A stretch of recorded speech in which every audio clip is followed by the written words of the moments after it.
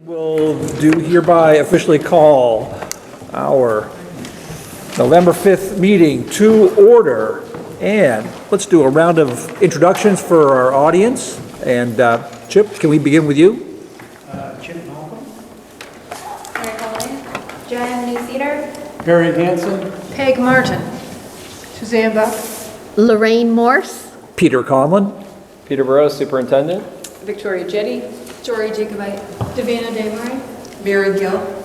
Nikki Wells, Assistant Superintendent of Student Services. So tonight, since we have the great advantage of coming to a school, we also get a nice presentation. And kids, we're going to get to you in just a moment, a little bit of business to take care of first. This is also the time in our meeting when we invite comments from the public. I don't know if anybody is here to provide public comment. If not, we'll move right along. Thank you. Let's go ahead and do the minutes quickly, and then we'll move right into we'll move the kids up above the bills. So, do I have a motion to approve the October 15th minutes? So moved. Thank you. Second. Anybody want to do anything to them? All right, we have a motion and a second to approve the minutes of October 15th. All those in favor say aye. Aye. Anybody opposed? Anybody abstaining, which would be me? We've done that. Well, great. We are here in Salisbury. We look forward to hearing what all you have to say. One of the great things about going from school to school to school is we not only get to see a different place, we get to hear from different groups of kids. So, Fernanda, will you do introductions? So I'd like to introduce one of our 5th and 6th grade teachers, Bethany Morrissey, and a group of 5th and 6th graders. Will you guys do safe road? So they'll be safe.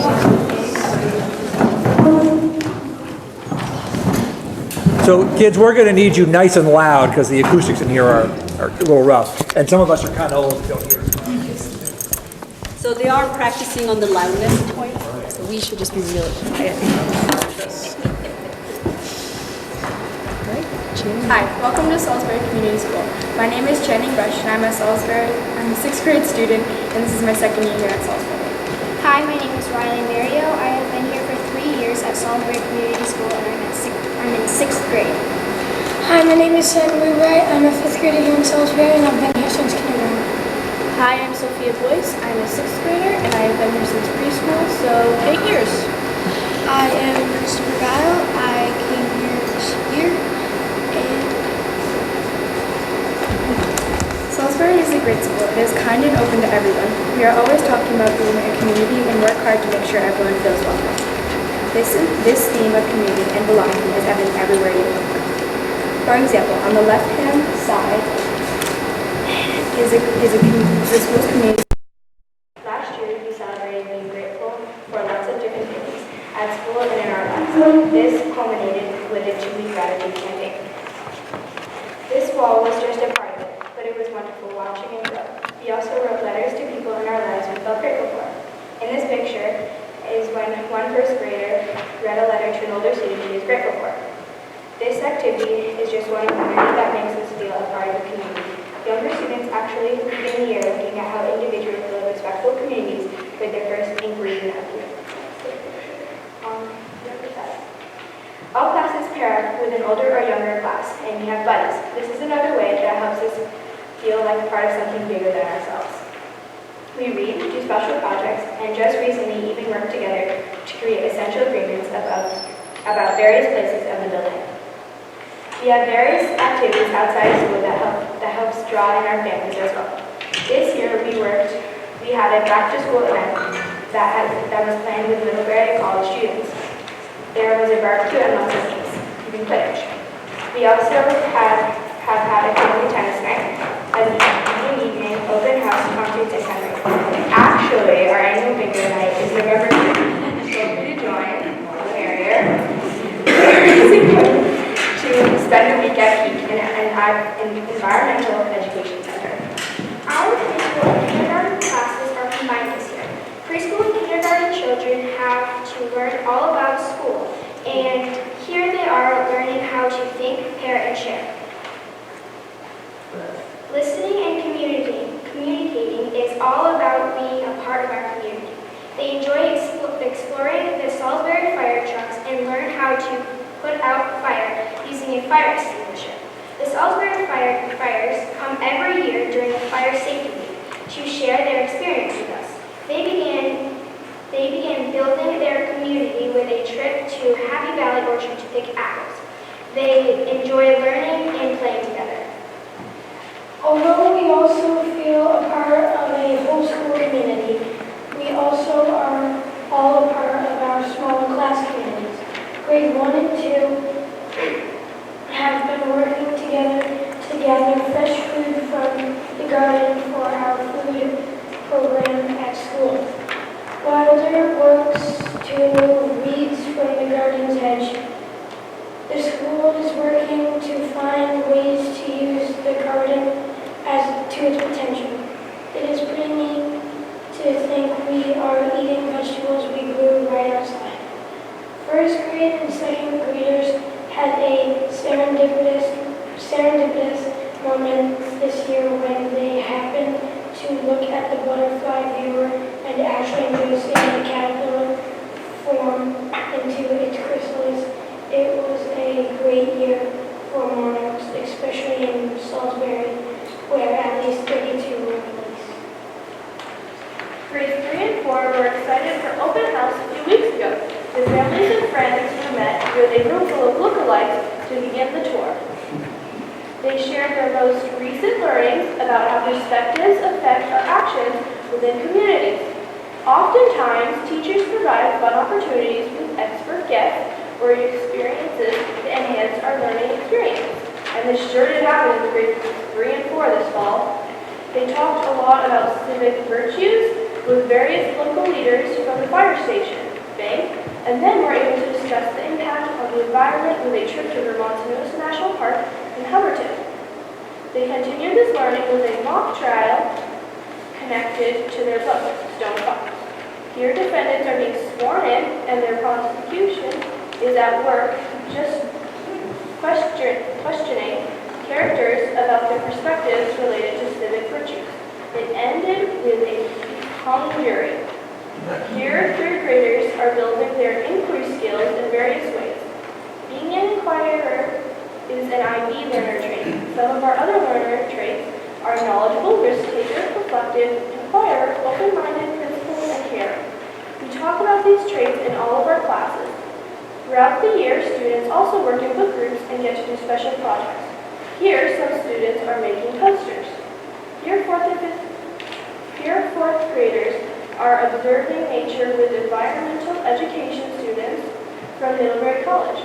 Something special about Salisbury Science Program is that we have an outdoor classroom that fourth graders work in. We get to learn about nature in a special way. We go out and get our hands dirty. We move from the gardens in grades 1 and 2 to the forest in grades 3 and 4. The 6th graders began the year working on the central idea about history, traits, perspectives, and relationships with others. Amazing book, Refugee. You should really read it. Refugee was our central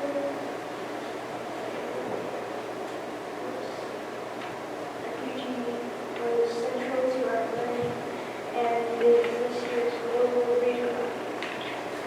We practiced being open-minded and discovered various topics connected in sporadic seminar topics.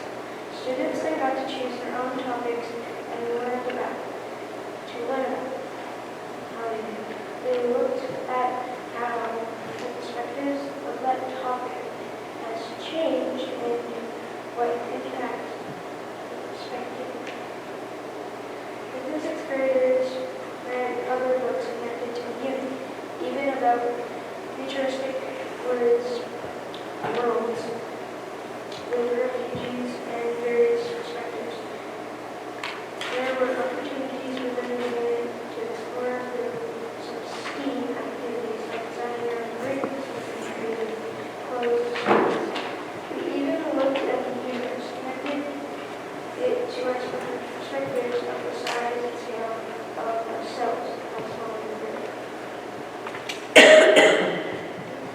In addition to our thematic unit, we are participating in a theater residency with Courageous Stage.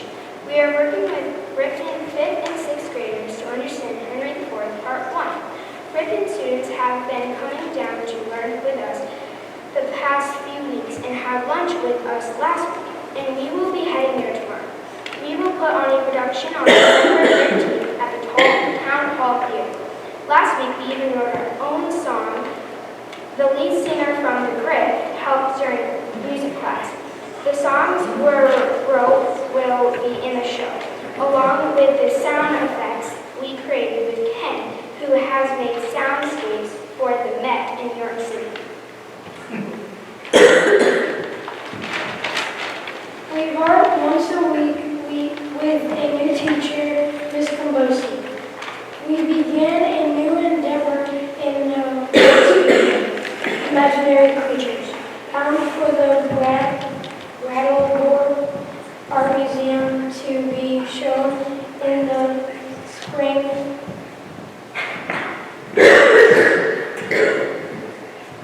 expedition last test.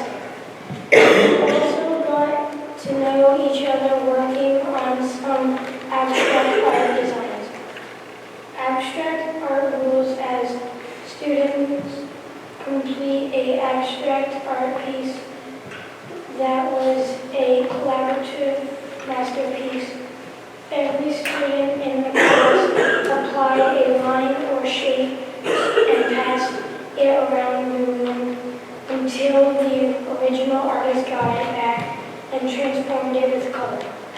Candace and Finley work on representing Earth with oil pastels and watercolor paint for their Me on the Map projects. Grades 1 and 2 learn that if individuals cooperate to build respectful communities in their recent IB unit. During our art classes, we explore recorders, ukuleles, and even beats. Obviously, we also sing and enjoy performing for our families. We usually have 2 concerts a year, one in January and one in spring. We also have a band, and these concerts are at other times. These events are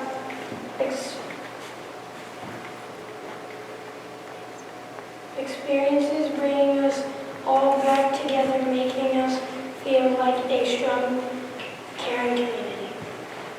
A few extra things that we personally have found special and fun was a unit last spring where we learned about invasive species. We all chose different animals or plants to learn about, and that led us to learning about milfoil and Lake Denmore. We all swam there and wondered what we could do, so we actually went to the lake, went on pontoon boats with scuba divers, and they taught us how to eliminate milfoil. Even this summer when I was swimming, I would find small pieces of milfoil and get it out of the lake because we learned even a stem a quarter of an inch long can root itself in the lake. We were also able to go fishing and owling that day as well. We learned a lot, helped our community, and it was really fun. And some of us, when we were fishing, we actually caught milfoil and in the little areas that we swim, and also we got to go to free swimming time, and we found milfoil when we were swimming as well. Something we're looking forward to this year is a visit to the Vermont State House in New York. We participated in the Vermont Citizen Challenge that the 7 Days newspaper puts out. We each earned 251 points and were invited to the State House to be formally introduced into record during the registration season. We also will receive pocket constitutions and t-shirts that say citizen. Because of our efforts, we were in the newspaper and even a short WCAX news segment. We hope to have the citizen t-shirts in December for another special experience, and that is a naturalization ceremony with 30 to 40 new U.S. citizens who will be sworn in. It is yet another special opportunity to be part of. As you can see, we are proud of our school and feel like a special part of it. If you have any questions for us, we would happily like to answer them for you.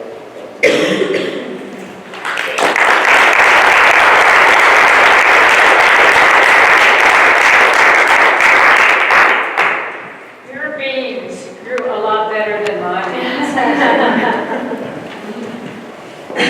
So I'll kick off the questions. One thing you guys talked about was being an IB learner. How many of you, without looking at your paper, could describe the traits of an IB learner?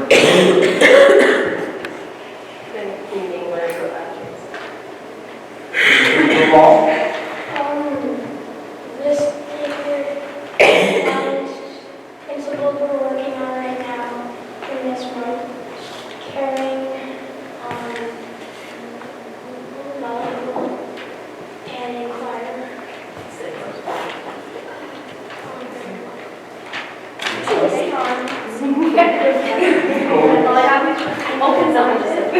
Open-minded. Yes. Reflective. Sorry, 8. 2. I know one.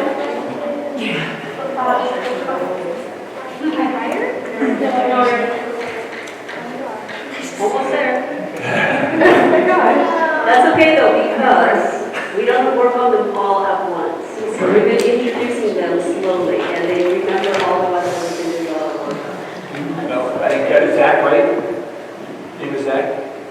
I'm sorry, Seth. Good job. Most of them, and also earlier excellent use of serendipitous.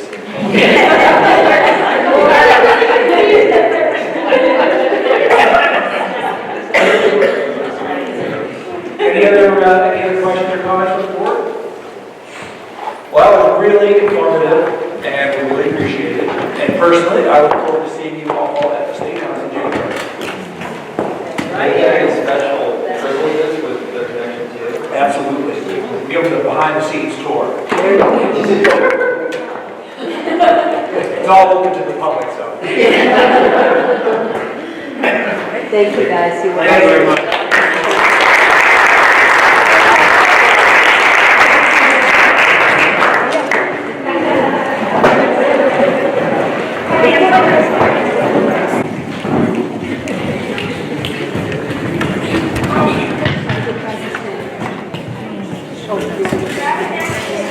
All right, board. Peter, you didn't do the bills, so, This time I did know it. you did know. Yes. Yes, and so everybody, we're passing around envelopes. This is essentially the paperwork needed for the stipends. So you're welcome to turn it in later, or if you want to turn it into Peter tonight, that's just fine. I thought some of us had already done it, haven't we? Or does it have to be done every, some of us have done this one. Do it again? Okay. Wait, If we got our stipend, I assume we. I think right now it's an annual thing. Oh, okay. All right. thank you. All right, so we are at that point of the agenda where we talk about the bills. Chip, is I that? don't have to, but I just. Yes. All right, there are 3 weeks, the week of October, the day of October 22nd, there was $67,599.89 from the, be paid out of the general fund, and payroll expenses of $20,685.28, for a total of $88,285.17. Victoria and I read those bills. Second week is 29th of October. Again, Victoria and I, for a total of $135,709.87 out of the general fund, and payroll expenses of $878,307.40 for a total of $1,014,017.27. And the third was today for a total of $254,309.87 $395.69 to be paid out of the general fund, and payroll expenses of $25,440.71, for a total of $279,836.40. I move that we pay the 3 weeks of bills. Second? Thank you. Any questions? Hearing none, all those in favor of paying the director's orders as read, please say aye. Aye. Anybody opposed? Anybody abstaining? And we can operate for a little while longer. And keep those. Okay, we, down on the rest of it. We have a report from the superintendent in written form. Are there any questions regarding that? Hearing none, we will stick with the superintendent and with an update on International Baccalaureate work. Great. So we have some exciting news to share regarding the diploma program, and recently submitted our application for authorization. So just to remind folks of the timeline that we're on with IB authorization, we initially began this process with the primary years, middle years, and diploma programs on the same timeline, moving to become authorized next fall.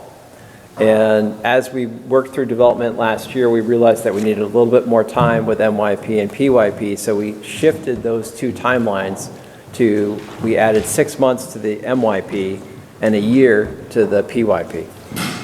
Diploma program stayed on track and is on track, and I've invited Cindy Atkins to come and share with the board kind of where we are with the diploma program. She's got a presentation here which is really helpful and which I got to take a look at last week, and then there'll be time for the board to ask questions and build understanding around where we are and where we're headed. And Cindy's been doing an amazing job. She's really carrying many different hats right now.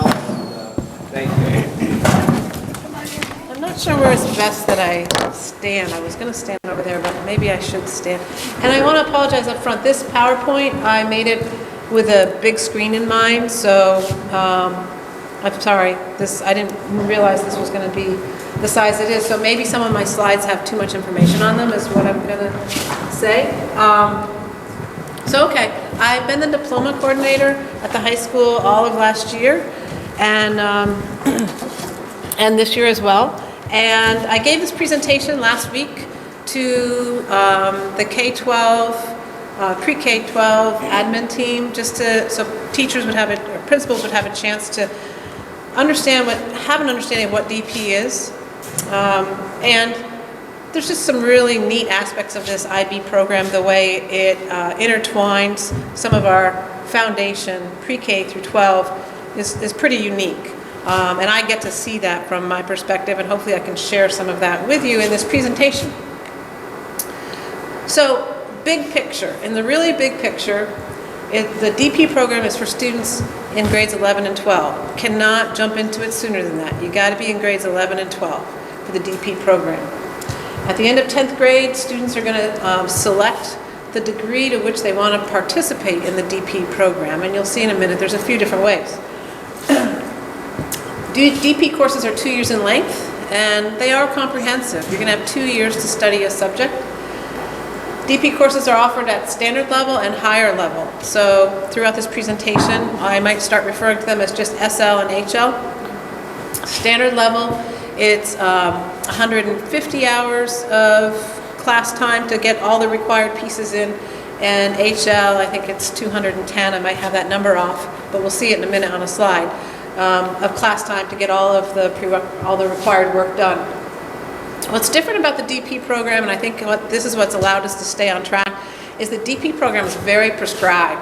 You don't really get a whole lot of choice. And so the commitment comes in, like in the PYP and the MYP, teachers have had to redesign and sometimes reinvent or just kind of massage what they're doing. But it's been a lot of teacher hours getting everything organized, figured out. Whereas in the DP, you're pretty much told this, if you want to teach history, here's what has to be in it. Or maybe a teacher has 3 different options to choose from. But you'll see in the subject guide in a minute, and I meant to bring some, and they're on the corner of my desk. I didn't bring any, sorry. Classic, going in too many places at once. But the subject guide, you'll see in a minute, are very clear at communicating what needs to be present in the course. So for the DP, the commitment is, yeah, we've got to get teachers trained. The commitment more structurally based. Like we have to have a schedule that courses can meet concurrently. We have to have someone to oversee extended essay. We have to have someone that will oversee what's called creativity, activity, and service, CAS. So it's structures that need to be in place to have a successful DP program. So this is small, I apologize, but for us at the high school, so there are pieces that the school itself can organize, and this is one of them. So we're saying you have 3 possible ways to be involved in the DP program as a student. The first thing is we're expecting all students to take some form of what's called Theory of Knowledge. It's a really interesting course that focuses on how do you know what you know. It ties in, it touches on all the different content areas, and it asks these really great questions of students. And we're saying that in some form or another, all students will take part in TOK. They may earn credits in a variety of DP courses and what we'll call MUHS core courses or non-DP courses, as well as the Career Center. But they're not interested in taking any of the DP courses for a certificate, which is one option when you get into the DP program, or they don't want to take a full DP program. So they just want to take MUHS courses for credit. What this means is as a junior, I might sign up for the first year of standard level chemistry, and then as a senior, I'm just going to change my schedule, and as a senior, I'm going to sign up for the first year of standard level physics. So that student's going to go through high school feeling like not a whole lot has changed, because they're not really taking the courses for a certificate or a diploma. So they do have that option. The second option here are students take a variety of courses, again, but this time in this category, these students do want to at least identify, and they probably would go with their strengths. Maybe they're really strong in the humanities, so they want to earn a certificate in language and literature, and they want to earn a certificate in whatever course they take in individuals in society, which we would in the past called world history. And so to do that in this category, they're not going to be a full DP candidate, but they will earn certificates if they complete all of the required testing that goes along with DP, and IB will give them their final score. Then they could earn, the scores are from a 1 to 7, and they could earn some score in that range and in the course they take, and they'll have a certificate showing that. And then the third option, this option is the full-blown DP candidate, and we'll look at what they need to do more specifically in a minute, but you can see there's more here. They're going to have to take one course from each of the 6 content areas. They have to complete all the testing in all those courses, and then what IB calls the core, this creativity, activity, and service, they have to successfully complete 150 hours. They have to complete what's called an extended essay, and of course up here their TOK course. So they have to complete, that's the core. So every teacher and administrator. Question for you. Sure. When you talk about the certificates that they earn if they don't want to do a full DP, but is that sort of the equivalent of AP class? That way you're taking the higher level, but you're not committing to. Right, and whether it's a higher level or a standard level, you could say in a sense that's the equivalent in the mindset of they're getting a certificate. But it is different though too, because there's common language now that the teachers are all using, and there's some.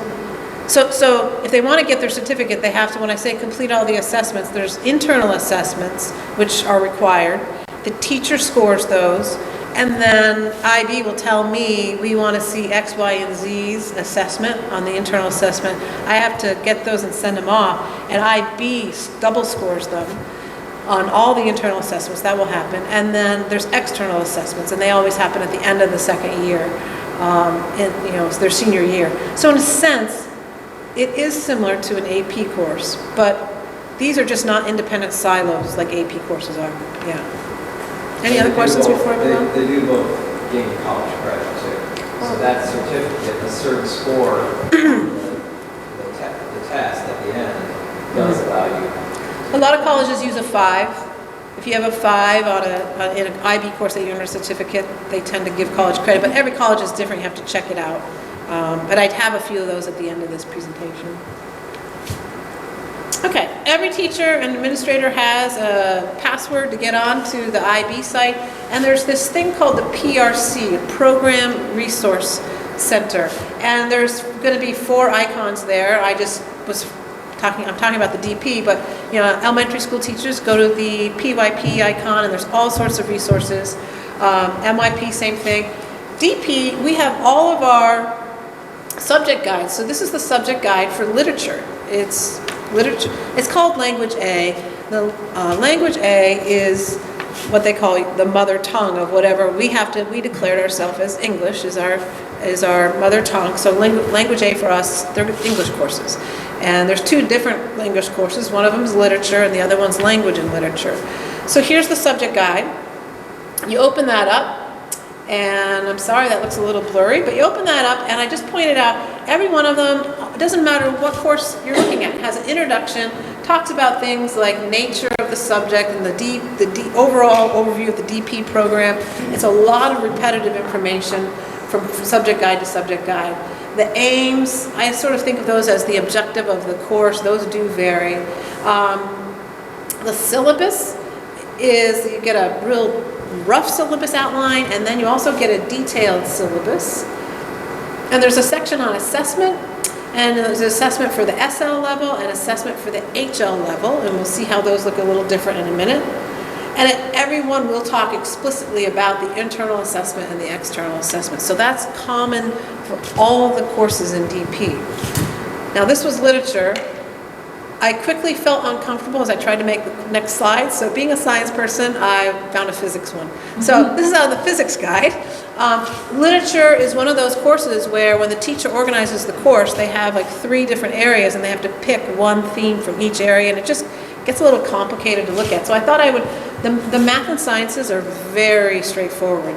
You're really told what you will be studying throughout the course. So you can see it's really, this is what I would call the rough outline. So topic 1, measurements and uncertainty. Then you're going to go into topic 2, mechanics, and it tells you some of the subtopics: motion, forces, work, energy, and power.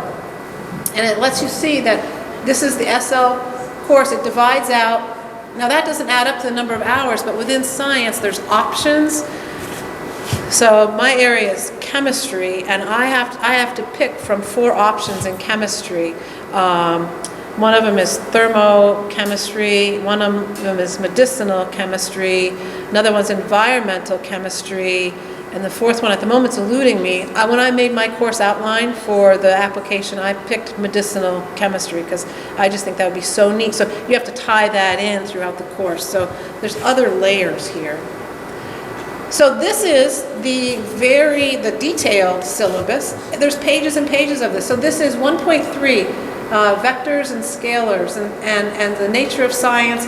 So it takes time to point out the topics, what you need to be presenting to students. But what's nice about it is over here it points out international mindedness. It points out, vectors, notation forms, the basis of mapping across the globe. I mean, it gives you some context that you can use to bring this all together. Points out how to incorporate theory of knowledge. And this is for every course. They have them laid out very detailed like this. Any questions before I jump over to assessment? Okay. So, two different classes, SL and HL. So you can see what they call papers, those we call exams, but IB calls them papers. And they will happen, IB sets that test schedule. It's in May, and we cannot change it. It's very, they oversee it, they take it very seriously, they take security very seriously. So you can see papers 1, 2, and 3, the overall percentage. So IB is going to be granting a score, an overall grade, based on usually 2 to 3 exams or papers and 1 or 2 internal assessments. That's all the evidence they're going to use to get their IB grade. So these external assessments happen in May, tells you the approximate amount of time it's going to require. It gives you information about the objectives that are going to be on that assessment, so the teacher knows how to prepare the students. And this one up here looks a little different down here, where paper 2 is 30%, 36% of the overall weight of the grade. Up here, paper 2 is 40, so they're changing the weight distribution, and there's more objectives covered on the higher level assessment. Again, the higher level courses are going to go faster, and they're going to cover more. They're going to go deeper. Any questions on that? Yeah. So this takes out, there's no grading mechanism for class participation or doing homework or? Those would be considered work habits, and we certainly will report out. That's all falls within approaches to learning under IB, and as we look at our new reporting system, we'll be talking about taking some of those approaches to learning and having a way to communicate where students are on those. You know, they include executive functioning skills, they include being able to collaborate. There's all sorts of approaches to learning. So we'll report out, but in proficiency-based scoring, you shouldn't be scoring whether something came in on time or not. Now, with that said, there's deadlines, because you have to have deadlines, and the train's moving. So there are deadlines, yes. And so there's also not any allowance for revision? Pardon? For revision, I know a lot of teachers will say, you know, you can correct your test and, you know, hand it in and then get half as many points back or that sort of thing. There's no. So that's okay. So now we're talking about something slightly different. Because when you start talking about that, you're talking about their grade from the school. I'm just talking about IB work. So IB will give them a score just based on these assessments. That's not their school. That's not the MUHS grade. So, I didn't realize that there were two things. Yeah, so these assessments, these papers 1, 2, and 3 happen in May of their senior year. They won't find out if they completed the full diploma successfully or not until July. They're going to graduate in early mid-June. So at the DP level, there's still, you know, all the things that go into coming up with a grade. That's still happening at the DP level. And so if a teacher wants to give a student opportunities to revise, that's the teacher's determination to do that. But IB, on those papers, you sit down. There'll be like a IB transcript and an MUHS transcript. Well, you could say that, but the MUHS transcript happens and it's done. And a lot of colleges will give credit just knowing that the student was in the course, right. or will wait, or might base scholarships off of that, but then wait to see when the IB reports out what they got. They communicate it right to the colleges. Yeah. I'll back up a little bit. This isn't on this slide, so it might be more than you want to know. But IB also requires when all of everything is shipped off at the end of the year with those exams, they require teachers to give predicted grades. And those are not shared with families because the teachers are required to give a predicted grade, a 1 through 7. And why that is in other areas of the world, those predicted grades are used for determining if a student gets into college or not. And we don't use them here. But a lot of scholarships, a lot of colleges and universities are starting to base scholarships off of IB scores. So they are starting to use predicted grades. But if the predicted grade is too far off, then the IB one trumps it, yeah. But we don't share those with families, because it's tough. You've got to make a prediction as a teacher, yeah. And so that just goes to the college? Right, yes. We give it to IB sends that to colleges if they request it, yeah. What do you anticipate the breakdown of percentage of students that are going to go into Type 1 program, the Type 2 approach, the Type 3 approach? I wish I had a magic wand to know that.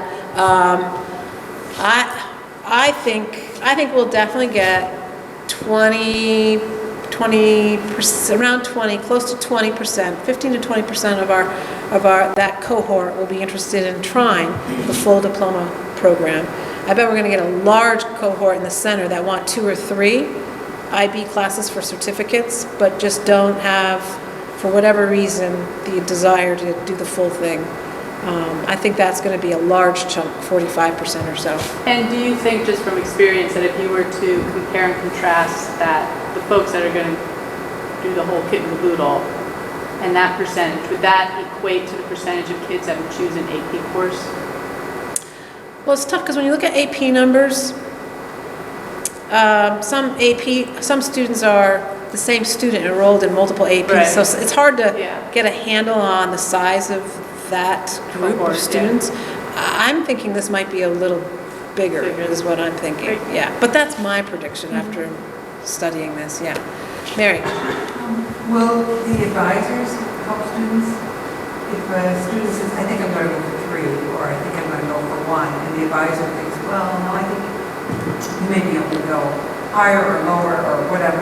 Will there be some advice for students? That's really important, yeah. And that's something that we still have to, a system we need to get in place, whether it's the advisor, but definitely school counselors. And I'm definitely going to have to be doing a spring evening presentation to families so they can be really educated on this as well. But it's going to be a collaborative effort between families, guidance counselors, myself, and advisors should be in there as well, yeah. I have another question. Will there be any like study hall or what are they called, study groups to help, to support students who are making the effort but they may need a little extra help? So that's a great question too. We have in our new schedule this year at the high school, we have a lot of changes. One of them is we have an every other day. I don't know if you've heard or not, an A-B schedule. So they have 8 blocks they could be in classes. Wednesdays it's a little crazy because it's all 8, so it's a lot for the students to handle and a lot for teachers coming at them.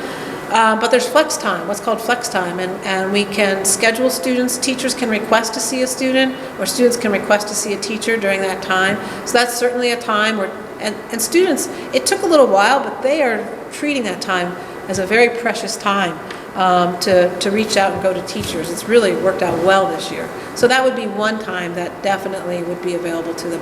And what you made me think of also, Mary, is that a full diploma candidate schedule is really 6.5 credits because that theory of knowledge course, IB for the diploma candidates wants it second semester of their junior year and first semester of their senior year, because then they write a reflection about it and it goes off to IB to get scored. So their credit load is 6.5 to be a full diploma candidate, and I think that's a lot because then they still got to work on their extended essay and their CAS. So I think that's a reasonable full load. Right now at the high school we're saying you need to be enrolled in 7 classes, but for those students that are full diploma candidates, I think 6.5 is going to be pretty heavy duty. Yeah. So, based on this, where will the students fit in the career and text then or music during the junior and senior year typically? So one of the things we're looking at right now is the career program, which Caitlin can speak more about. But that's another program in IB, and they have all of their own expectations. And as far as I know, the only way it really overlaps is they have to take 2 SLDP courses. So we are actively exploring with the Career Center the possibility of offering the IB career-related program or CP. And you can imagine that, so there's that, on the slide that Cindy had with the option 3, where the kid does the full diploma, 6.5 credits. It's a heavy load, and that making that choice is choosing a very specific path. It's hard to do a lot above and beyond that. Maybe hard to do anything. It's rigorous. Then there would be the CP path, which would be, it's comparable. It has for all of the core components that the DP has, the CP has something similar. So instead of theory of knowledge as a course requirement, it has a personal and professional skills course requirement. Instead of the extended essay, it has a reflective project. There are these core elements. You can imagine a kid taking the full CP and that being a really rigorous and full load for that kid. If we offer both, then a kid could choose either of those paths or sample from either of them and anything in between. So dual enrollment, internships, the various ways that we offer flexible pathways now will still be in play. And so it's really a matter of providing more choices for students and then doing some really solid counseling to support them in selecting the path that meets their personal academic needs and goals. So music is, the arts are a requirement in the diploma program. Yeah, I'll get there in a minute. Yeah. Yeah. Just a quick question. So does IB have any data on, say you have 20% of your student bodies doing a full DP, they send out their scores, how many of those kids are actually passing? I've never seen data, where you're just saying if they're in the program, the percent that are successful. I've seen information, but It would be hard to generalize that. Yeah. Because diploma, schools can choose to run a diploma program in really different ways. They could choose to have very rigorous entrance requirements and be highly selective in who they allow in. And so then you would hope that the vast majority of those kids would be successful. Our options 1, 2, and 3 are about increasing access and equity and opportunity for kids. And so not every kid who goes for a diploma will get one, and not every kid who goes for a certificate will get one. The idea is that we're inviting as many of our students as are interested to take the challenge and then support them. and when Caitlin says the diploma, she's talking about the IB diploma. They're still going to successfully complete their courses, I'd like to think. And maybe they'll need some supports in there to make that happen, who knows? But that's a different topic. That's MUHS credit versus an IB diploma, yeah. Okay, so then I thought I should also just talk about this from the perspective of a student or a family, an up-and-coming family. And so I started with the same slide. So this is the same slide, so I don't need to stay here. There's these 3 options. Okay, so the core of the IB program, at the center of the icon on the very first slide, the core is made up of theory of knowledge, which is TOK, CAS, which is their creativity, activity, and service, and extended essay, EE. And I've already talked about TOK.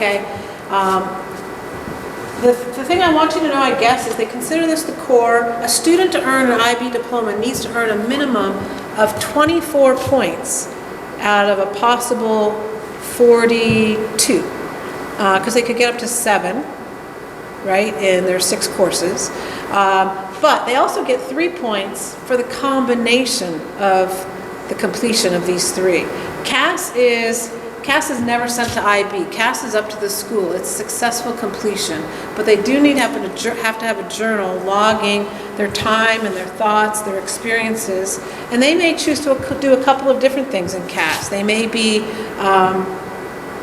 maybe they keep books for the basketball team, and that's not counting as community service credit. They want that to be part of their CAS. They're donating time to that and learning about, or maybe baseball, because then you have so much to learn. Baseball's so detailed, you know, with all the different symbols. So let's say you want to learn about that and do that.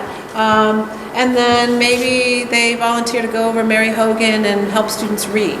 And they just log all these hours and they reflect on it. So successful completion, and we decide what successful completion is. And then theory of knowledge, along with the extended essay, they could earn up to a total of 3 points based on how well they complete the theory of knowledge course and their extended essay, according to IB, their IB score. So on their IB assessments, depending on what they get a total of 3 possible additional points that could go towards their total of 24 points. So the extended essay, that needs to be scaffolded, that needs to start early. We need someone else in charge of that because they need to work with students to identify an area of interest. It's a 4,000-word research paper. They are going to have a supervisor. It has to be someone that that teaches the content area that they're interested in. So if I wanted to write a research paper about the physics of pitching a baseball, and really go into research on the physics of how do you have to snap your elbow, you let your shoulder go, and do whatever with your wrist, and look into the physics of that, then I probably need to have the physics teacher be my supervisor. And they meet with them a few times throughout the year, and the coordinator, the extended essay coordinator, checks in with them to make sure that they're making progress along the way. Because at some point, that paper has to be sent off to IB. And every time something's sent into IB, there's always a form that the teacher, in this case the advisor and the supervisor, need to sign off saying this is the student's own work, it's authentic, and the student needs to sign off. IB takes plagiarism very seriously, and they don't, not that they feel like students are looking to plagiarize, but do students understand how to write research papers without plagiarizing? And so it's really common. It's most IB schools have some sort of software to help them with identifying whether students have cited sources enough or at all, and identify the originality of the paper, and turn it in as something that most IB schools use, because that's a big negative mark on the school if it turns out, because they will be using something to look at the authenticity of the paper once they get it. And if it turns out that it's a plagiarized piece of work, it comes back as a really negative mark on our school. So that's something we have to take seriously. The DP offerings at the high school, everything's in groups. So group 1, you can see, is what we would typically have called English. It's called Language A. There's 2 different courses, but they're at 2 different levels. Group 2 is Language B, or Language Acquisition, along with what they call Classical Language. So we're looking at offering Spanish and French at both the SL and HL level, and then Spanish, we're going to look at offering ab initio, and that's only at SL level, and you do not need, how do they word it, little or no previous exposure to the language. So it keeps that DP pathway open to a broader group of students. If they, if their language is not their strength, they would probably want to take an ab initio course. They also, within this, have classical languages, and we are looking to keep Latin. IB offers Hebrew and Greek as well. It's more a course that blends together studying history and the language together. So it's called classical language.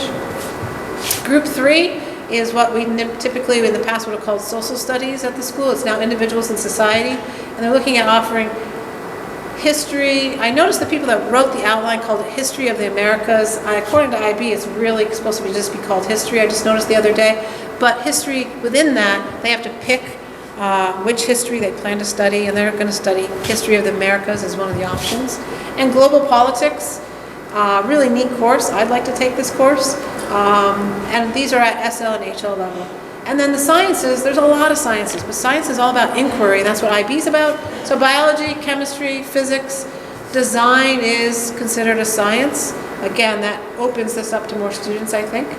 And there's also in this group environmental systems and societies. It's this course, they call it interdisciplinary, but it's truly not what we think of as interdisciplinary. This course is going to focus on environmental science and how different countries around the world have dealt with different issues that involve the environment. And so you could take this, you could take this course and have it count as your individuals in society credit. Or you could take this course and have it count as your science credit. The student gets to choose which way they want that one to go. Mathematics, IB has a 7-year cycle for evaluating courses, and the math program is getting totally overhauled, and these are new courses as of next year. So that's tough on our math department. They have totally new courses. They can't even attend a training until January of 2019, which is really close now. And then visual arts and music are all what we're anticipating offering for students in the DP program. So this came right out of the DP guide, and I meant to put that credit at the bottom of the page, and I guess I got sidetracked and I didn't do it, sorry. So they have to satisfy the requirements in 6 subjects. 3 have to be at the higher level and 3 at the standard level. And they must be taught over 2 years, but schools are allowed to teach a standard level course in 1 year, but a student can't take more than 2 standard level courses in a year. So they do that to help schools out, but they still have to meet for the 150 hours. And I was wrong. So higher level is 240 hours, standard level is 150 hours. And then this just reiterates what I've already talked about. Well, besides the 6 subjects, here's the core, A, B, and C. And I've already gone over that. Bummer, this is so small, sorry. So this is us. Can I ask a clarifying question? Yeah. The requirements are 150 and 240, but we're only offering one structure, right? Right now, it's a 2-year-long course. And it's actually the kids meet the same number of hours whether they're doing SL or HL. Right. It's just really the pace and depth of the course that Right. will change. So we're going above the minimum requirement of hours for an SL course based on how our schedule is. But what we also early on wanted for that was that way in the SL course, we could have a lot more, okay, let's stop, who needs support, time to help each other out. We wanted that to try to keep as many students in those courses as possible, and that's going to be important, yeah. So if you're in an HL course that's 240 hours, how many hours a week are you meeting? How many hours a week are you meeting? Right. Does that not correlate to actual classroom hours? If you were to sit down and map it all out, we're short by a couple hours for the 240. Yeah. Yeah. But every class meets for 2 85-minute blocks? 83. 83-minute blocks and then one short, like 40-minute block every week. Yeah. So this is MUHS, and this is too small, but I was just trying to show out of each of these areas the courses that we plan on offering. Okay, so how to earn a diploma. So like I said, it just says CAS requirements have been met. Oh, here's where I remember to go back and do this, my bad. CAS requirements have been met, the school determines that. They must earn a total of 24 points, but it's not just a straight 24. There's some parameters here, such as, look down here, no grade of a 1 in any subject, no more than 2 grades of 2 awarded in HL or SL, no more than 3 grades of 3 in HL or SL. So there's some parameters set there. So you can think of it as they want to shoot for 4s for sure out of 7 to make sure they get there. Yeah. So say I'm a senior and I'm shy 2 points And you're what? I'm shy 2 points of the diploma and got a couple 2s, but I'm going to graduate from high school. Is there an opportunity for me to be able to complete the diploma, whether it's, taking some summer classes beyond my high school diploma so that my efforts aren't then wasted on So that's a great question, and we have to still build that, but according to IB, students are allowed 3 opportunities, but the tests are still in May. So, and I've got to look into that more, because to me that doesn't make sense. Like, you're a senior, you can only take the assessments in May, and you're allowed up to 3 opportunities, but I've got to wait. So I'm not sure, I don't understand how that works, so we need to do more work in that area to figure that out. But it is possible, yeah. And that really is an issue if you're looking to get credit. I mean, you're probably, if you're close to earning the diploma, you've probably passed, you've probably gotten a certificate in a number of the courses that you're already in, so you've got partial college credit. Right. Some schools, which, you're going to show the slide for St. Mike's, and this is for a lot of other schools, if you earn the diploma, you often enter the university or college as a sophomore when you earn the diploma itself. But when looking through the admissions process, if you're a diploma student in your second year as a senior, the second year of the diploma program, you're using the diploma as a means to get into university. It's already happened because they don't get those grades until they're already accepted to college. They won't know. So your grade, your MUHS grade, is what's going to be more important at this time as a senior to get into college. The final year of the diploma is really about credit for being in college. And that's kind of where you benefit.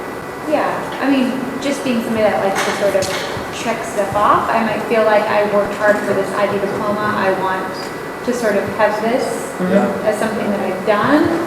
And if I just happen to not do good on that one last test at the end of the year, so I'm a point or 2 shy of the diploma, I just might like that opportunity to be able to retake that test at some point. And Jen, IB does have a whole, but again, it's just too far down the road for us to have for me to have a whole lot of knowledge about it, but they do have a student can dispute the IB score. There's a formal process. Yeah, I if- might have really done bad in Yeah. that test too. Yeah, I just might have had a bad day. had a bad day. We all have Question about students who have been taking courses at UCCD or college, or college. Are they still going to have an opportunity, or are they, if they want an IB diploma, do they have to stay with these courses? Yeah, if they want the IB diploma, if they want to try to be a full diploma candidate, there's no wiggle room. You gotta play by their rules to get Okay. that. So the option of going off campus to other places is not. Well, remember, it's 6.5 credits. I don't know if that 1.5 credit is enough to get you to where you need to go. Or they may choose they'd rather do that. It's all up to the individual. They'd rather do that and be a certificate candidate in 2 or 3 courses and build their transcript or their resume that way. And that makes sense too. Yeah. And I've talked to a number of parents who had that same question. Right. About, we heard if my child does this or that, these options are more. There are more options now than there were before. But the commitment with the diploma, which I think Cindy's done a really good job of conveying, is a really big commitment. So the likelihood of a student doing the full diploma plus wanting to go to CCB at 3:30 for a course, or in college even, they're going to probably feel pretty complete with the 6.5, I guess. So here's a slide. Again, I apologize for the size, but you can go to UVM's site, and it talks about students who complete the IB coursework and receive a score of 5 or greater on higher level IB exams will be eligible for transfer credit. Students may receive credit for coursework without completing the entire IB curriculum. So they do give it enough regard that they are willing, without, if you haven't completed the full diploma program, but you've got individual courses, you still can get college credit. Yeah. And is that inclusion pervasive regardless of the types of colleges? that Yeah, go I mean, you to? can, almost all, it is, almost all, it varies though. Well, it's not a consistent statement, but all schools, all colleges will have some sort of page in their admissions that will talk about AP and IB coursework and what they, now, and it also varies. AP I was familiar with. I wasn't sure how Yeah. pervasive IB was. It's becoming more and more, but it's, yeah, so this is St. Mike's, and St. Mike's is great. St. Mike's, students who complete the IB diploma program are eligible to receive up to 32 credits at St. Mike's, which is equivalent to 1 full year of study or sophomore status. And up above here, IB diploma holders are guaranteed to receive at least $18,000 per year in total as a St. Mike's scholarship. When you think about the types of the schools that traditionally we're sending our kids to, do you feel as if this is going to, having this award, most of those schools that our kids are going to will then receive some type of benefit? Or do you feel as if this is actually going to be motivating or having our kids now take a look at a different set of opportunities when they think about their next choice? I think this is going to be a huge positive for students. The schools they go to now will definitely acknowledge this. Again, in varying degrees, depends on the school. But I think this, for full diploma candidates, I think it could open up new doors for them that might not have been open before. Absolutely. And I think that's it. So I'm sorry if that went on a little long. I got a lot up here. I think your first presentation tonight was a lot more interesting than this one, but hopefully you learned something. Thank you very much. You're welcome. Thank you, Cindy. Yeah.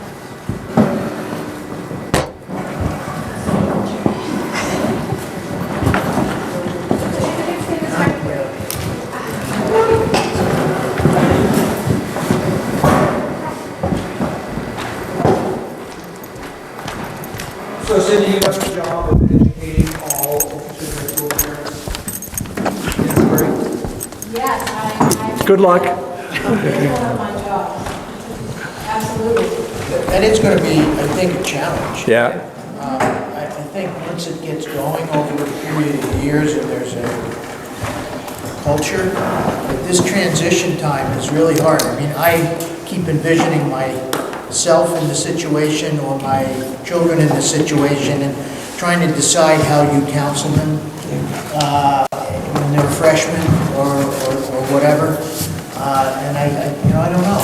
I mean, because not every kid as a freshman thinks he's going to Harvard, okay? And there's some kids who don't even think not even about college at all or the next step. And yet they should be, so to speak. So it's not only educating the families for that reason, but it's also educating the community to address the misinformation that's out there. I know. There's really two different things that need to happen. Right. Yeah. And there is that too. You're right. Yeah. Could be. And we're pushing really hard on the idea that IB is an elite thing for only certain kids. And for a lot of people in Vermont that don't have access to IB, don't know much about it other than they've heard about it at some private school somewhere, they have a really different perception of it than what we're doing, and I think a lot of other districts are now doing. I know Peter shared the Chicago Public Schools article with all of you in regards to their IB implementation. That's true in places throughout the country. What got Bill Lawson really excited was going to a training, this was 4 years ago in New York, and hearing from a principal that had done an IB for all implementation on Long Island and had seen huge change in the district. So that's one of the pieces of misinformation that we're also really trying to dispel and really engage people in what is it. And part of that, I think, as Cindy said, it's going to take some time. I look at, we've been hearing about this, many of us now for a number of years, and I learned a lot that I didn't know tonight, and not a single one of your questions were the same questions that were occurring to me as well. The diploma program, though, is a little different beast than the other two programs. Definitely. I can conceptualize those by the nature of what an IB student should be and whatever. Yeah. And I can conceptualize that with this too, but this gets to be so much choice in this that it gets a little overwhelming, and that, to me anyway. And so, I don't know, that's the challenge, I think, to get it. I also have a question, maybe Cindy can answer this. Can the student go in and out of an option? So let's say they say, I'm going to go for the full IB, gung-ho, and they realize halfway through their junior year, I'm too stressed out, I can't complete this whole thing. It's better to aim high. Aim high? Yeah. Okay. Because there are deadlines that IB, at a certain point, won't move on, and students need to be registered. They need to be registered for exams. And that happens early. I mean, it happens at some point at the end of their junior year, so they've got time during their junior year. I would encourage them to aim high first, and if it's too much, maybe pick courses to get certificates in. Okay. Yeah. If it's too much. So if they start low, it's harder to get up into them. Yeah, you get to a certain, higher. you have to sort of make it known your intentions early on. And so it's easier to go backwards than to try to get in. Yeah. So someone could decide, at the end of their sophomore year, this is something I really want to do. Yeah. It's more, if you don't sign up for the courses in 11th grade, and these are required to your courses, you can no longer enter the course. Right. It's like, after first semester of junior year, it's too late. Because the course is already, that 2-year course has already started. So advising is really The advising is really critical. Yeah. And I think parent understanding of the program and everything is important too. What's how do they position, if you look at the IB program in general, the persona of a kid who takes the IB diploma and goes for the full diploma?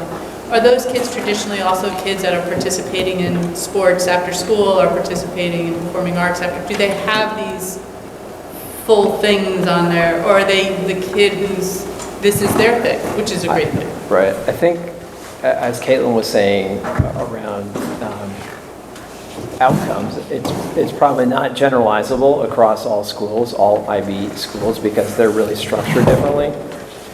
My experience in Oregon in leading a large comprehensive high school, which was fairly high free and reduced lunch, so it was a community with a lot of poverty, and we had all different kinds of students, so it wasn't one kind of student, it was really a mix of students.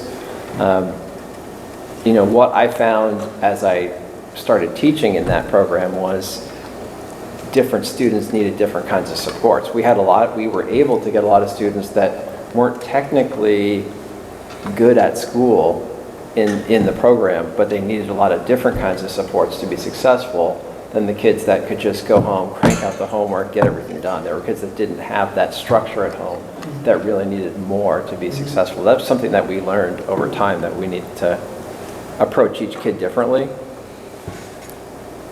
But that's a really, the important thing about the diploma program is this is not AP. And I think some people create this AP IB thing, and they're constructed very differently.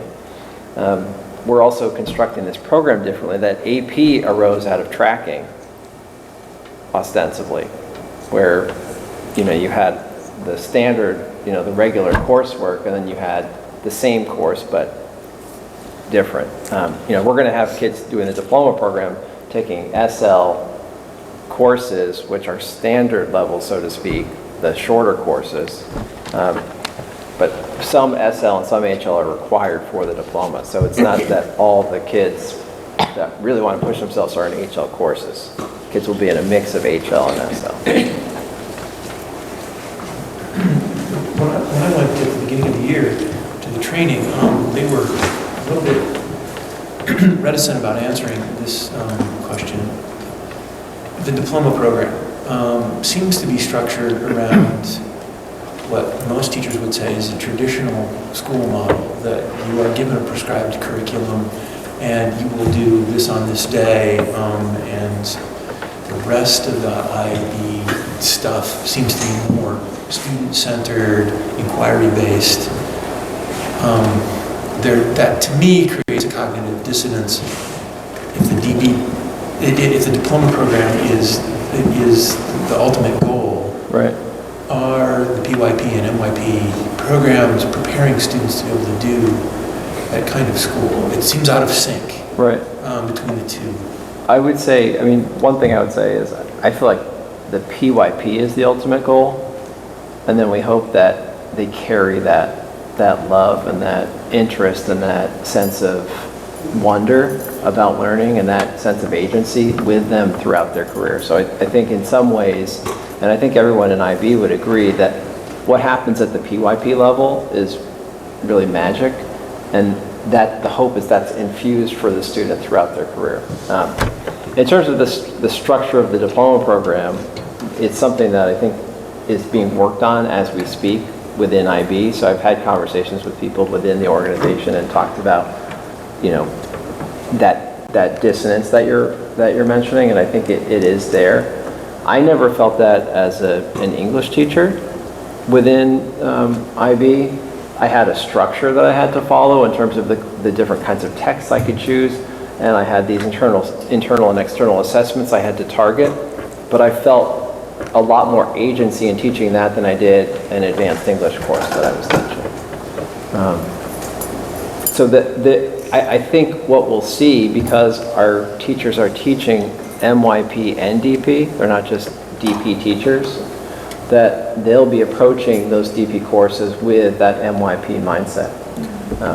But I completely agree that there are structures, you know, the structure of it is a break from the MYP, which is, I think, and the PYP, which are more open. Yeah. All right. Moving right along. Jen, are you prepared to give us kind of a wrap-up of the, maybe you and Mary together? Right, I think I can do a little summary, and then there were other board members that were Oh, there. yes. How many folks did get a chance to be part of the facilities master planning? Oh, thank you very much, all of you, for showing up. Yeah, so we had our first community forum last Saturday, and I asked Sharon, there was a little sign-in sheet on the tables that some people, I think most people took advantage of. I know that some of us may not have, so the numbers are pretty rough. but there were 21 just general community members there, 6 people that were there that were staff that weren't, connected to the project. 6 board members, was that a right count? 1, 2, 3, 4. God, I didn't sign in. I'm not sure. And then 6 people from the steering committee that there's some overlap there. So I would think in general it was pretty on to what I was estimating. I was estimating about 50 people there. About half of us were connected to the situation and about half of us weren't. And I think there was a pretty good mix of people from different towns and areas. We have solicited from the steering committee members some feedback, what they felt, how they felt the day went, and what may need to be improved for the next time.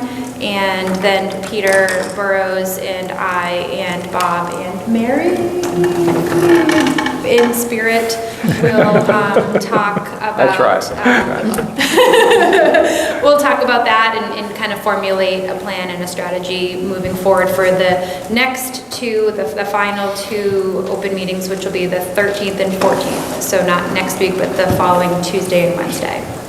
And if anybody that was there wants to Next week. share any, oh yeah, maybe that was the 7th or the 5th, and I was the 6th. And you, so yeah, that's why, there's plenty. If anybody wants to share their feedback of, what they felt, Jory was kind enough to have a kids table with some arts and crafts. Provide that again. So that was really fun. Yeah. There is actually something going out, it should have gone out today, I don't know if it has, to the board to solicit feedback on that same form. Oh, Just figured since there were a bunch of board members there, that would be helpful. did it go So- out, did you get it as Did it- board members? I don't know what I'm getting Okay. stuff I as these didn't get days. it yet. Okay. Bob is the owner of it, so Sharon contacted Bob today and asked him to share that with all of you, or share the rights with her to share with you, so. So I It guess hasn't come yet, it's in the works. for those who went to the first one and maybe attending the second and third, if you're going to make any changes to the format, would you just sort of let folks know and so that they're prepared for how it might be done differently? I think the overall format won't be dramatically changed. I think maybe just kind of honing in on what exactly we were intending the first time and what might not have happened in the way we were hoping, and what we might have learned from some of the feedback this time around. But I think in general, it's gonna be, we're not gonna dramatically Yeah, I don't think it's shift. going to be a dramatic shift. I mean, I've talked with a number of folks here and steering committee members, and people seem pretty aligned in terms of some changes that might make it more effective, so. Great. I think just tighten it a little. Then I think, I would hope we get a few more people to the weekday. And Saturday morning, it's, Yeah. I don't know. I mean, I think I would have expected that to be the smallest group of the 3. And Will there be another publicity push beyond what's already taken place, which has been great? Just sort of a kind of last minute reminders. I think probably all the Front porch board members forum. will send out reminders to all of their contacts. All right. Ooh, we could do that. I shared it on Facebook. Well, I tried to get a permission through Front Porch Forum to be able to communicate to all towns, and they said they'd be happy to provide it for $45 a month. For $45 a month. Oh. So I think what I might do is write. that punchline. Yeah, so what I might do is write something up and I'll give it to Yes. those of you in the Yeah, various. Yeah, okay, that's a good idea, to do a little front porch forum thing. Yep. And, Fernanda, are principals sending it out?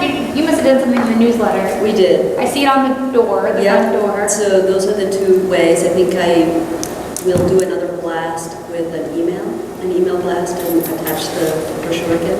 Fun, okay, thanks. And maybe, I don't think I'd have time for it, but if somebody could write up a press release just for a little small blurb in the paper to remind folks at the next 2. Yeah. Sure. When you guys discuss whatever structure changes, I'm wondering, I did feel that one piece, I guess the question is there any way, do you think, to get some of the data out before the meeting? I felt like it's a big jump to say, here's 6 pages of data, now let's talk about what needs to change. You know, I mean, it's a hard, I don't know that if anyone would actually look at it before the meeting, or, What? Is the data available online? I'm Not not right sure now. The about slides? that. We can No. talk about that for sure. Okay. Because I'd be happy, if I, I really think that's an issue. We talked about that today too, and it was pretty, whoa, boy, there's a lot of stuff. yeah. And, I know it was talked about in the steering committee and in our subcommittee, our board committee, back and forth, and I'm not sure what the final decision was, and so we can, I know there was some concern that perhaps people wouldn't know what to make of the data if you Right. don't have Right. the context, so that may have been part of Well, why then maybe part of it was is to try to frame, put some of the numbers up so that you're really trying to frame the context of it. Just, I think it's a lot to digest, especially if people aren't, terribly familiar with a lot of the numbers and the format. Yes. a couple of those pages had like 7 or 8 columns, and They're hard to read. even though I know a little bit about trying to, it's sort of, I only went to certain places to try to interpret it, and I really think it probably was overwhelming. Okay. So any further feedback, just provide via email to Jen and Bob. I think, as Peter said, everybody got an invitation to send feedback. Can I just make one comment? I had several people say, are they going to do one in the outlying schools instead of just Middlebury locations? There's not a plan to do one of Right. these in a separate location. We wanted to keep it so that everybody felt like this was the one that they were invited to go to, any of these 3, as opposed to waiting for the one in their town. So that was a choice. If it's somebody that feels like they cannot get to Middlebury, we would encourage people to reach out. I think a couple of people had mentioned to me they felt like the distance that they had to travel was a message like, well, maybe they don't really want our input. Yeah, unfortunately, that's not what it was. I know, I know, You can share I that know. with them, that's not the intention. But Well, I think it's- there's a lot of sensitivity Yeah. around. I think it's fair to say that the steering committee debated that Yeah. and came up with a decision that they felt was the best. Yeah, and that, hopefully just share with people that that's not what we're trying to convey. We're trying to provide a central location so that people felt like they would go to one of those in that central location as opposed to isolated, separate, smaller towns. That was the reasoning. Any further questions? Well, thank you, and just keep the next 2 dates in mind, and hopefully we'll get a good turnout and keep the conversation going. They'll be at Mom's the next 2. Thank you for all your work on this, Jen. Yeah, thanks for everybody for coming and helping out, and it seemed like there was some good discussions at some of the tables. I floated and saw a lot of you working hard and helping guide those conversations, so thanks a lot. All right, our last piece of action here is we need to, well, we don't need to, but we have been invited to appoint an ACSD representative to the Middlebury Community Television Board. This previously was Tim O'Leary. This is something that we are invited to do. We're certainly not required to. I think they like having somebody on the board that sort of represents the district, not necessarily the board. And in swapping emails with Kurt Broderson at MCTV, he let me know that Megan James, who some of you may remember her name, she used to write for the Addison Independent, is back there working again, and does a lot of the video production and multimedia for the paper. She's interested in joining and would be, he says, a great asset to the MCTV board. And I think she would also help ACSD's interests in the coming years, particularly in terms of assisting media literacy in the schools and spreading ACSD news to the community. Anyway, unless there's any objection by... Can I just ask a question? Yeah. Would she then come to board meetings to report back, think- or how would that? So just like sort of on the rec committee, I think we could ask her to come, but not necessarily a requirement. Yeah. Yeah. Yeah. Yeah, it's just, it's a great way for them to have a board with more Yep. views. Yeah. Steve? Would it be possible to have, like, these ancillary board appointments? Could we Get a list. get a written, like, the superintendent's, in the superintendent's communique, there's a little section from each of the principals. Would it be possible occasionally to get updates from the rec committee and include those in the written report, so they don't have to actually show up, but at least get some feedback? Yeah, I think maybe I'll do the invitation for them to submit something since they're sort of appointed by us. They aren't actually representing us. They are So in fact, the district. I don't want to make it onerous for the person who elects to go on to that particular board. Yeah. That they have to report to us any different than they have to report to whoever they report to, their board, I guess. So, because in fact, I think it's a little different Yeah, than. yeah, we should also get kind of a comprehensive list of all of these. I think it's only rec and MCTV. And yeah, they're really there to represent the district and not in a formal way. Career Center. And the career centers. Yeah, How are they actually representing us? well. In name only, right? I mean, they're not, Probably in practice, in name only. Yeah, well, that's Yeah, okay. yeah, and that's why I say it's an option for us, we don't have to appoint anybody. But if there are good people interested that they'd like to have on their board, I'm happy to help them I out. think it probably establishes a network, is the intention of it. a network, Connecting the direction of MCTV and having someone thinking about the district and educational needs and having that hat on, but it's not a formal, like we said, it's not a formal. We're not directing them how to vote, exactly. We certainly could ask for a periodic report every other month or something, whether every quarter, Every 6 saying, months, hey, yeah. this is what we're discussing, this is how you might fit in, this is, these are the things that we think we can do for you. Yep. But make it something which is slightly formal. It doesn't have to be hugely so, but something that just says, hey, you're our representative, tell us what's happening. Yep. But they aren't our representative. Well, in a sense, they are. We are appointing them in an informal manner, as I. Well, we name them formally, but we don't charge them with anything other than to be a good upstanding board member of MCTV. That's correct.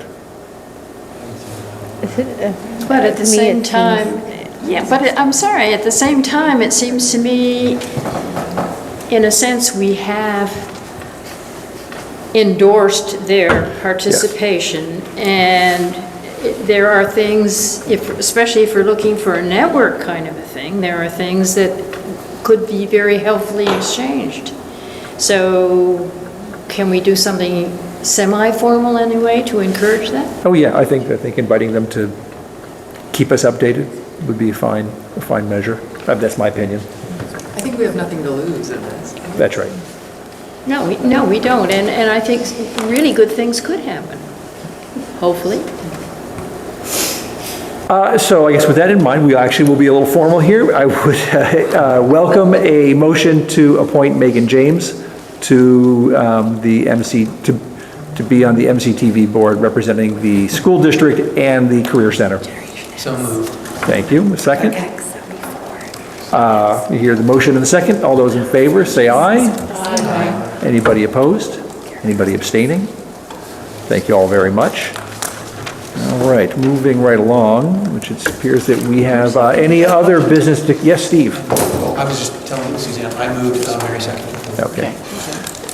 Chip? This memorandum, we give it to. Peter? Unless you want to drop it off at the central office. And I'm assuming Yeah, because it is send- for a year, that if in fact board members that sign that and then are either not voted in on their time or elect not to run, don't complete the full year, they have to reimburse. I don't think so. no, I thought it started. I don't think so. What are you saying, Jim? No, that's not, I'm not saying anything, That's not- I just have to see that it doesn't correspond. to this is also the in dates that it arrears. is. Are we all going to quit after? Yeah. That is not the system. Well, this goes till June, all right, so, in fact, someone is not going. I intend to run again. Okay. That's all we want to do. We have a question over here, Mary. I'm sorry. If one were to decide not to get the enormous salary. Yes. Can we indicate where we would like that money to go? Well, For instance, No, I would say if I probably- wish to add it to a college scholarship. yeah. No. I would say, well, Peg, I think Fernanda's got ideas for your money. Is that why you're raising your hand? No, I would say, then you take the money and you give it to whatever. You take the check and then you can do Yeah. it. Yeah, that's what I used to do. I only know because I had asked at some point if I could have it, just put it in the Magilton Fund or whatever. Yeah. And No, so one would need to take the money and then deal. You may want to talk to your financial advisor as to the best way to handle this huge. such enormous amounts of money. Winning the lottery, right? Anything else? If not, motion to adjourn? Lorraine moved motion to adjourn. All those in favor, say aye. Aye. Anybody opposed? We stand adjourned. Thank you all very much. Have some food on the way out.